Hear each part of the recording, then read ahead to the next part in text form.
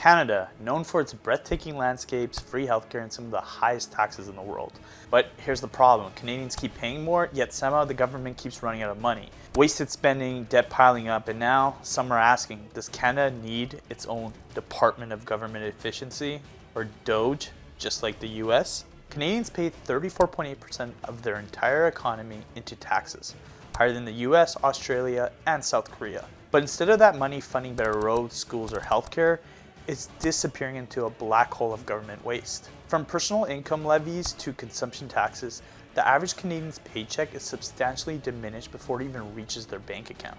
Let's talk about the dumbest, most ridiculous ways the government has wasted your money.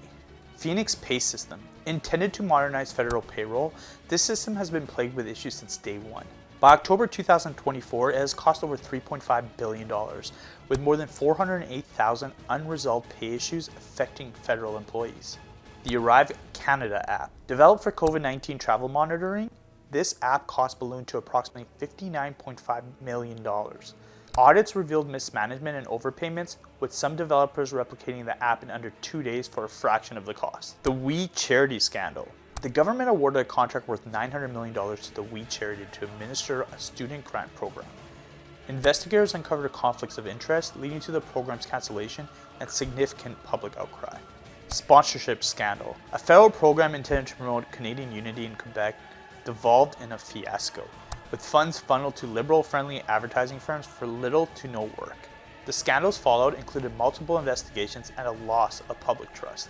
Canada Post losses. Despite being a crown corporation, Canada Post reported losses of $748 million last year and $548 million in 2022, with projections of larger, unsustainable losses in future years. $8 million barn at Rideau Hall. An extravagant expense for a barn at the Governor General's residence raised eyebrows, especially given its limited public utility. $12,500 on senior citizen sex story shows.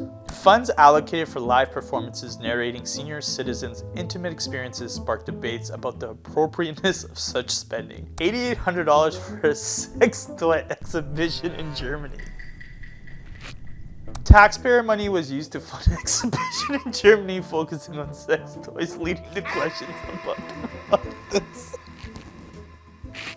Well, anyways, they're spending $8,800 for some sex toy exhibition in Germany. Millions on unpopular government podcasts. Significant sums were invested in producing government podcasts that nobody listened to.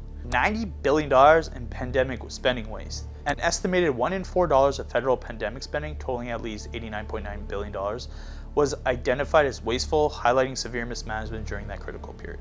Under Trudeau, Canada's national debt is nearly $1.3 trillion, with interest payments alone costing taxpayers $53.7 billion a year. That's more than the entire federal healthcare budget. A recent poll showed 50% of Canadians would rather see the government cut spending than raise taxes. But will the government actually do it? Or will they keep spending recklessly while Canadians struggle? It's time for Canadians to demand accountability. If the US is pushing for DOGE, why shouldn't Canada? Why should politicians and bureaucrats waste billions while the average Canadian struggles to pay rent? Canada doesn't need any more taxes, but does it need a DOGE?